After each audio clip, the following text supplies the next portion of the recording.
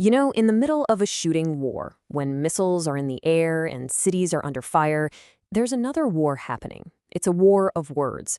And right now, the United States and Iran are telling two completely different stories. Today, we're going to try and make sense of this incredible gap between what's being said and what's actually happening on the ground. Okay, so let's get right into the heart of it, the central contradiction. On one side, you have Washington saying that Tehran is asking for a truce. And on the other, you have Tehran saying that's an absolute lie. I mean, it's the same event, but two totally separate realities. So what is going on here? Let's start with the story coming out of the U.S. So according to multiple reports, the Trump administration isn't just sitting back and waiting. They're actively trying to get a ceasefire. But here's the thing. This is no blank check offer. It comes with some very, very specific conditions. Right? So the U.S. has put together this high-level team with Vice President J.D. Vance taking the lead. They're not talking directly to Iran. They're sending the message through Pakistani mediators. And the absolute key demand, the deal breaker, is that Iran has to reopen the Strait of Hormuz. That's the critical waterway for a massive amount of the world's oil. So making that a condition, well, that just raises the stakes for everybody. Now, at the same time, you have President Trump himself publicly saying things like this, calling the new Iranian leadership more intelligent. It's a classic diplomatic move, right? You're trying to create a friendlier atmosphere for a deal.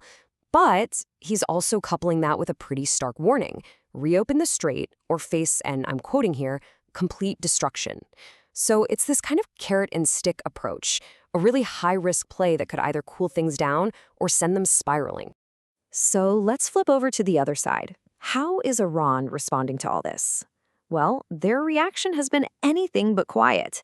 They are forcefully rejecting the American story and, it seems, getting ready for a much longer fight. Iran's foreign ministry is not mincing words. They are flat out calling the U.S. claim a lie. They see it as an attempt to make them look weak. And you can see how this just poisons the well, right? How can you negotiate when one side is accusing the other of running a disinformation campaign? And it's not just talk. They're backing up that denial with a serious show of resolve. The Iranian foreign minister has come out and publicly said the country is prepared for at least another 6 months of war. That is a pretty clear signal that they are not looking for a quick way out. In fact, they're digging in. And then there's this, which is really interesting. Iran's new president, Masoud Pezeshkian, has written an open letter directly to the American people. He's trying to reframe the entire conflict, saying, hey, our fight isn't with you, it's with your government acting as a proxy for Israel. It's a pretty savvy move, really, trying to split public opinion in the U.S. and put political pressure on the White House.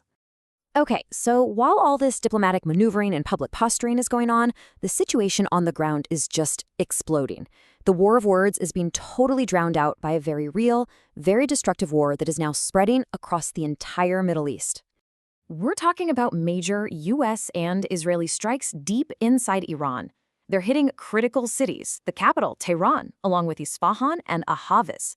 These aren't just military targets. Civilian infrastructure is getting caught in the crossfire. And Iran is retaliating. They are hitting back at American assets all over the Gulf.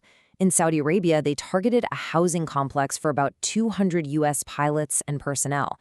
That's a direct shot at the American military presence in the region. And check this out. In Bahrain, which is home to the U.S. Navy's Fifth Fleet, Iran reportedly used a drone to destroy a Hawk anti-drone system. I mean, think about that. A system designed to stop drones was taken out by a drone. That's a direct challenge to American military tech. Meanwhile, the front with Israel is white hot. Missiles have slammed into Tel Aviv. At the same time, Iran's ally, Hezbollah, is firing massive rocket barrages into northern Israel. So you see, Israel is being forced to fight on multiple fronts at once. Let's just pause and look at how widespread this has become. This isn't a U.S.-Iran conflict anymore. It's truly a regional war. From Saudi Arabia to Qatar, the UAE to Kuwait, and of course, Israel. When you see oil tankers getting hit and airport fuel tanks set on fire, you realize this could have a massive ripple effect on the entire global economy. And behind all these strategic strikes and geopolitical chess moves, the human cost is it's staggering. In Israel alone, more than 6,000 people have been injured. That's not just a number. Each one of those is a person, a family, a life turned completely upside down. And the tragedy hits everyone. It's so indiscriminate. We're hearing about at least 10 nurses in Iran who were killed while they were on duty. A worker from Bangladesh killed by falling drone debris in the UAE. In Israel, someone died not even from a direct hit, but in a stampede just trying to get to a bomb shelter. This is the reality of this war. So, in the midst of all this chaos, is anyone trying to pump the brakes? Well, yes, a few countries are trying to step in and find a way out of this. Pakistan especially has really stepped up as a crucial go-between, trying to bridge the gap between Washington and Tehran. And what's wild is that their efforts are actually getting some public praise.